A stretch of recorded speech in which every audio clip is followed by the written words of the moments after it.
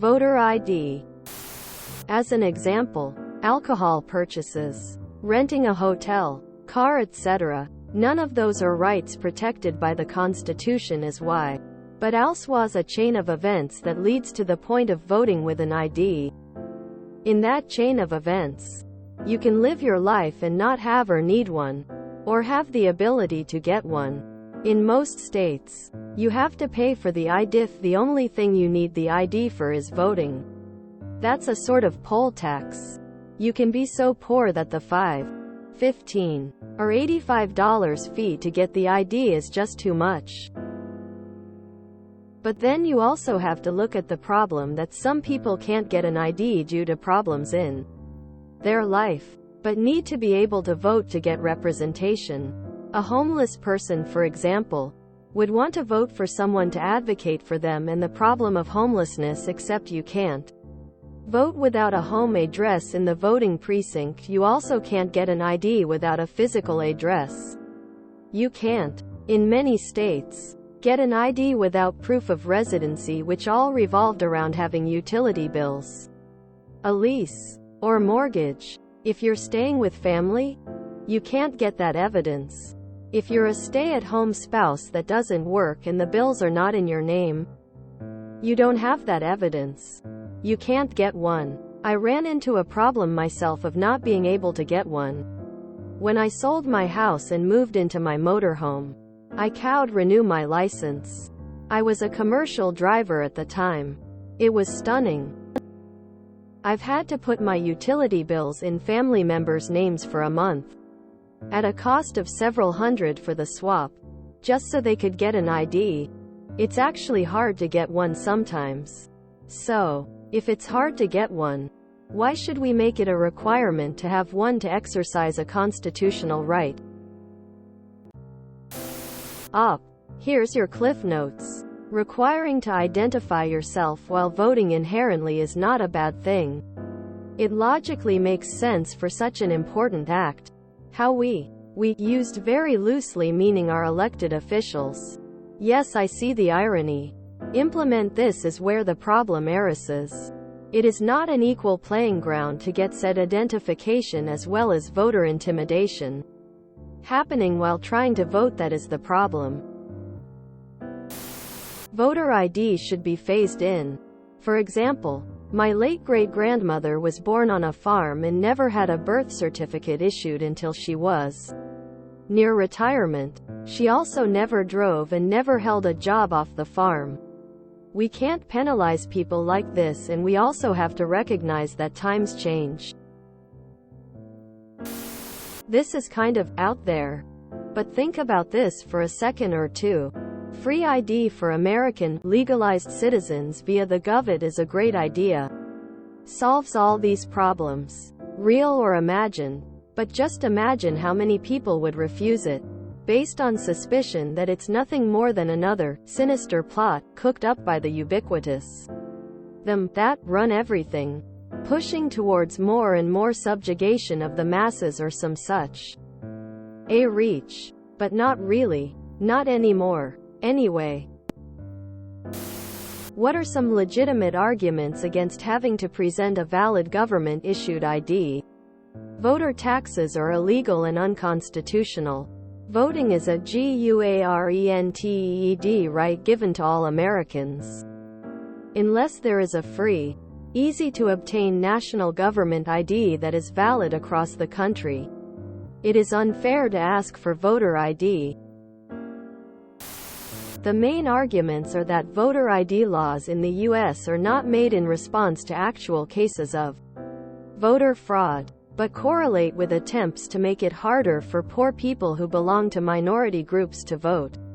If you have a case where poor people are less likely to have photo IDs, since they cost money to get, and make it a legal requirement to have one, you are making it harder for poor people to vote. And attempts to pass voter ID laws never suggest to make it easier for people who are poor to get IDs. Instead, they tend to coincide with efforts to shut down places to get photo IDs that serve poorer communities.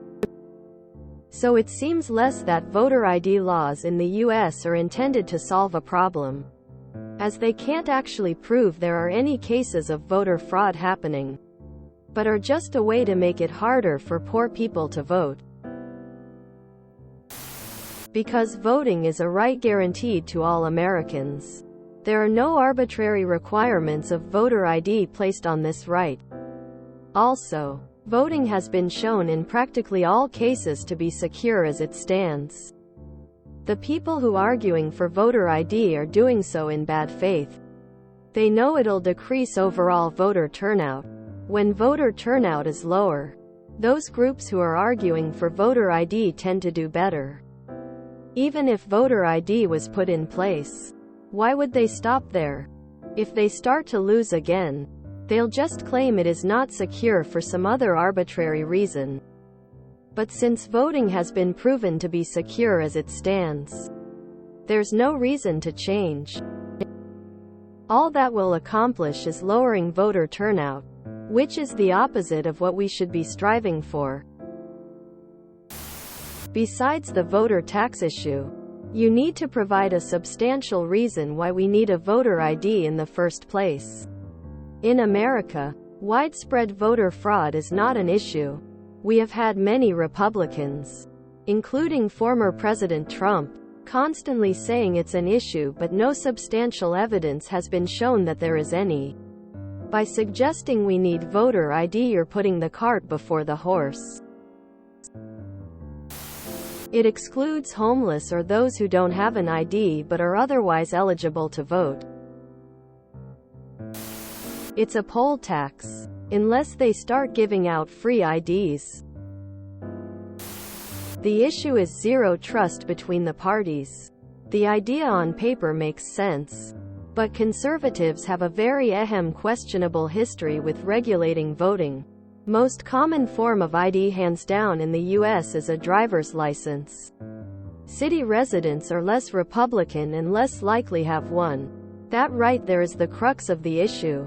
Sure, some conservatives without a license will be tripped up by a change in rules, but disproportionately will trip up Democrats.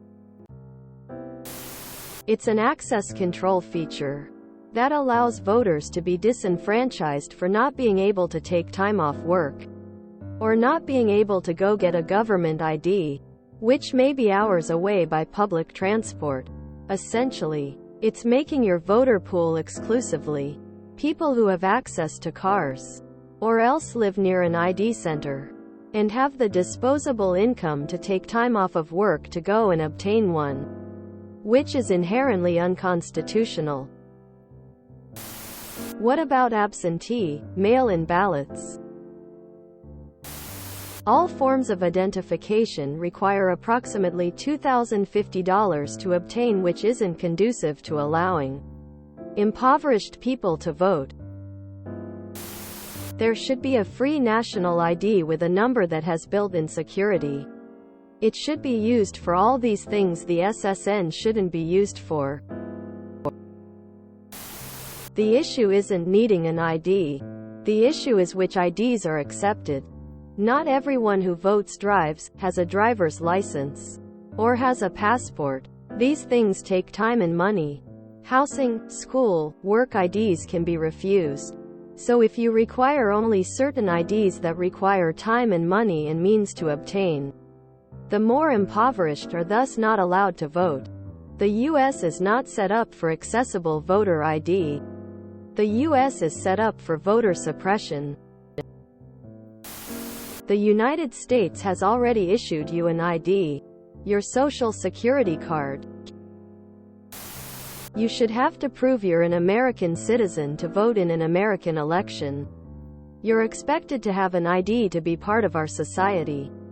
You need an ID to drive, to work, to buy smokes, to buy alcohol, to gamble. If we need the government to pay for poor people's IDs, so be it.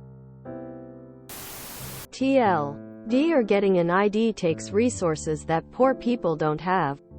Links included. One of the main problems in my state is that, even though they have made provisions to provide a free ID for anyone receiving government benefits, Getting to one of the centers to obtain an ID can be impossible, especially in rural areas.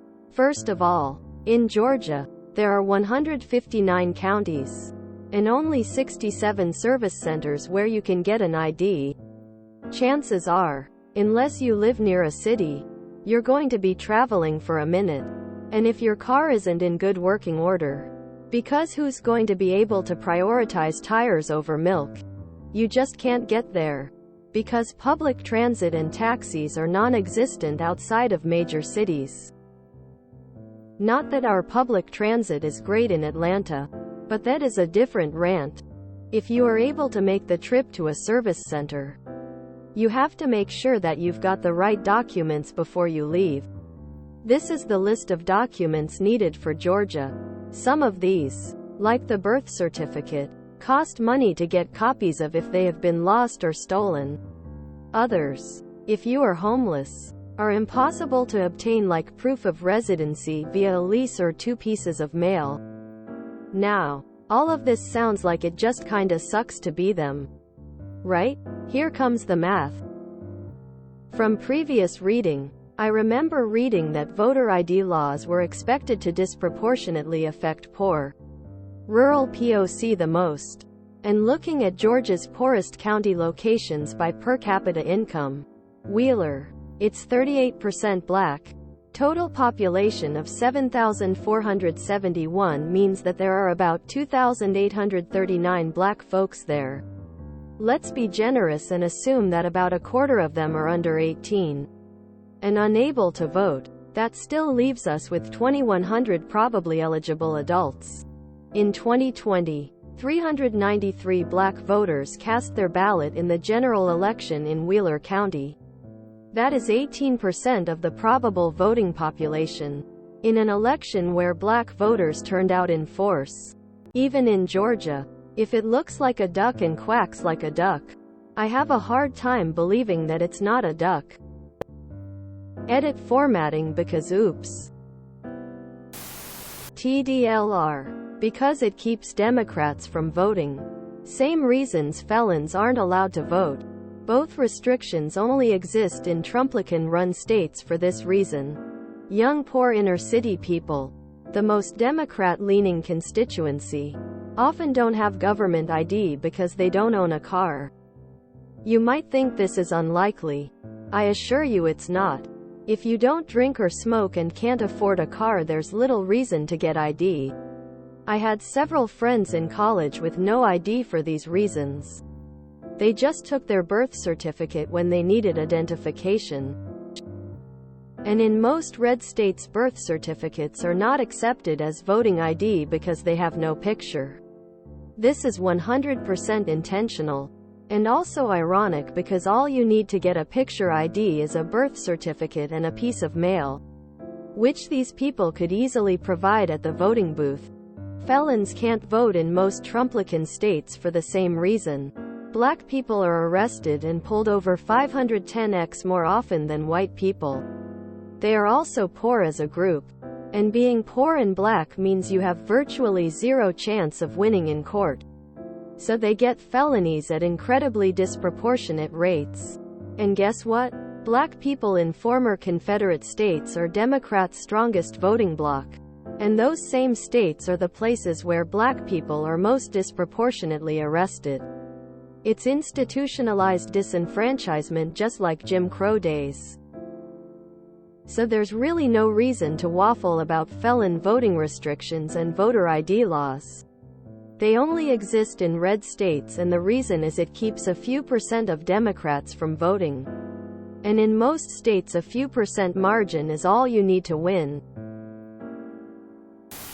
If you enjoyed this video, please check out our playlists full of similar content.